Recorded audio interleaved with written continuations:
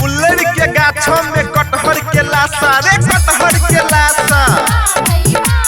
बुल्लर के गाछों में कटहर के लाशा साली के चढ़गल के चकारी के नशा बोला हई रे सरारा गलती से डाला गेलो रंग कुठाम कदे माफ कहै छियो सौरी के जान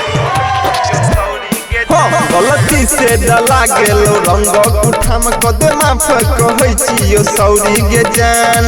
अभी जगल वदनी तले तोई उताई गे अभी जगल वदनी तले तोई उताई गे पर हई नहीं हमरा गाई गेली है घर पे धोके पसाई गे पर हई नहीं हमरा गाई गेली है घर पे धोके पसाई गे सारा रा रा रा रा रा रा रा जगी सारा रा रा अंगूर के दाना भगेल खरबूजा आ रहे भुजी टाइट कोना भगेल लूजा बोला हई सारा रा रा बुरा नहीं मान करे ने पिन गे हंसी खुशी के छिए होली के दिन गे बुरा ने मान करे ने पिन गे हंसी खुशी के छिए होली के दिन गे हम पिचकारी के कर नाम तोई करे नहीं माई गे पिचकारी के कर नाम तोई करे नहीं माई गे पर होई नहीं हमरा गाई गेली है घर पे धोके पसाई गे पर होई नहीं हमरा गाई गेली है घर पे धोके पसाई गे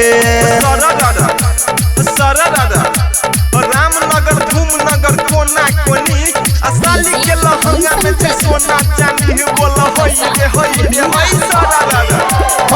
बैठल मुँह फुला के तू बाज गे